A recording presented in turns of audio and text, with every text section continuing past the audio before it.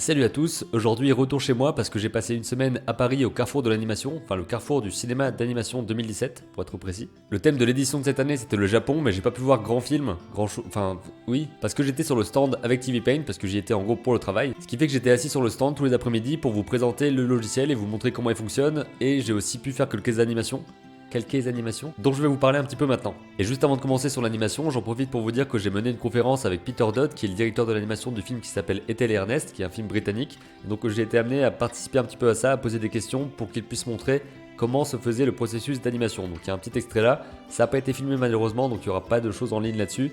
Mais voilà, c'était une expérience intéressante qui m'a permis de parler un petit peu en public et de voir comment ça se passait, ce genre de choses. Bref, on passe aux animations, il y en a eu 3 et on va regarder dans les fichiers comment tout ça se présente. Alors durant l'événement sur le stand, on avait des grandes tablettes Wacom, donc celle que j'avais c'était la plus grande possible, c'était la tablette 27 pouces, donc c'était un machin gigantesque. Et pour vous montrer les fichiers, je vais travailler sur ma Wacom Cintiq 13 HD, donc c'est un petit modèle, avec le stylet évidemment, le petit gant pour pas dégueulasser tout ça. Et ce que vous voyez à l'écran maintenant, c'est l'interface de TV Paint. Alors voilà à quoi ressemble la première animation que j'ai appelée sobrement Funky Dance, parce que c'est juste un petit bonhomme qui bouge, c'est composé de différents calques. Donc là il y a juste le corps avec les jambes. L'animation complète se fait sur 35 images, donc c'est assez court. Et il y a des images évidemment que j'ai pu répéter pour faire des boucles, pour que ça se fasse comme ça. Après j'ai rajouté une petite tête à mon personnage en essayant de suivre le mouvement au mieux, c'est-à-dire que je lui ai fait un petit balancement comme ça, pour que ça passe. Oh. J'aurais peut-être pas dû faire ce bruit. Et ce qui est marrant ici, c'est que j'avais pas forcément l'idée de ce que j'allais faire au départ, je voulais juste animer une balle qui allait faire un petit truc, j'ai rajouté des jambes, des bras, une tête pour que ça fasse l'animation que vous voyez ici qui est en train de danser et qui est assez hypnotisante en fait. Et je saurais pas vous dire combien d'heures j'ai passé là-dessus parce que c'était toujours entrecoupé avec des personnes qui venaient sur le stand pour que je leur explique comment tout ça fonctionne, parce que évidemment j'étais là pour ça, j'étais pas là pour faire mes animations de bonhomme qui danse au départ. Ça aurait été cool mais pas vraiment. Le lendemain je suis passé à une deuxième animation avec un mouton, que j'ai appelé sobrement mâchon, parce que c'est un mouton qui mâche. Donc au départ j'ai juste une boucle avec 3 images différentes, donc il y a cette image là et cette image là, pour me permettre de faire manger de l'herbe à mon mouton, ce qui donne ça quand c'est en boucle. Les yeux tout seuls, ça donne ça. C'est une boucle toute simple.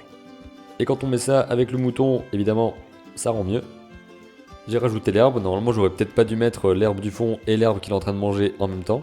Et un petit bout de décor pour que ce soit intéressant à regarder et puis que je puisse composer ça correctement. Vous voyez ici que ça reste des animations qui sont assez simples. Je voulais juste m'amuser avec quelques brosses qui sont marrantes à faire. Et pouvoir animer un petit bonhomme, l'imaginer une histoire, comme par exemple ici, Mâchon, le mouton qui mâche. Et je vais passer maintenant à ma troisième animation, celle que j'ai faite hier. Donc ça ressemble à ça s'appelle Gauthier, enfin il s'appelle Gauthier, c'est un petit lézard. Et l'idée ici c'est que je voulais qu'il ait une petite histoire. En gros Gauthier c'est un lézard qui a atteint un strabisme divergent assez fort et il aime pas quand les autres personnes le regardent à cause de ça. Donc c'est pour ça qu'il est un petit peu avec un regard méfiant du style arrêtez de me regarder, c'est pas si bizarre que ça. Et c'est exactement pareil parce que cette idée là je l'ai eue en faisant en fait. Au début j'ai juste fait les yeux d'un lézard, ensuite je me suis dit mais qu'est-ce qu'il pourrait faire? Il pourrait cligner des yeux. Et quel pourrait être le problème d'un lézard? Qu'il a un strabisme et qu'il aime pas que les gens le regardent. Ce qui m'a permis ensuite d'imaginer une boucle d'animation, de savoir comment est-ce que tout ça allait bouger, allait mouver, n'importe quoi. Pour le coup ici c'est une animation qui est un peu plus complexe que l'animation précédente parce que j'ai plus d'images et j'ai tout fait sur un seul calque parce que je voulais pas avoir à mettre les yeux d'un côté, la tête de l'autre. Et vous pouvez voir qu'ici tout reste assez statique quand l'image reste pendant longtemps. Donc j'ai changé tout ça pour avoir ce qu'on appelle un faux fixe. Donc le faux fixe en animation, c'est qu'en gros sur cette image là, quand il n'y a rien ici, il bouge pas. Alors que sur le deuxième fichier, ici, il va bouger. Donc je vais simplement faire 2 ou 3 images. Donc il y a celle-ci, celle-ci et celle-ci, qui vont se répéter tout le long, pour que ça donne un peu de vie à l'ensemble et que ce soit jamais hors de mouvement, que ce soit jamais fixe. Et je me suis bien amusé à le dessiner parce qu'à chaque fois que je le regarde, ça me fait toujours marrer en fait son expression et je trouve qu'il a aussi un air un petit peu triste que je voulais ajouter. Et pour vous montrer très rapidement comment est-ce qu'on fait de l'animation, je peux juste vous dire que par exemple sur ces images là, on peut voir les images précédentes en mettant ce qu'on appelle une table lumineuse.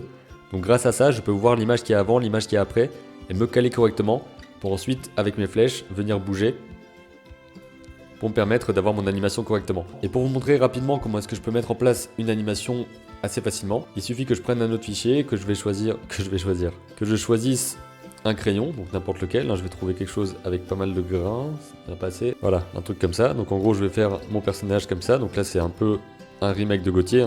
Et sur l'image suivante, je peux voir l'image qui est avant, faire quelque chose comme ça.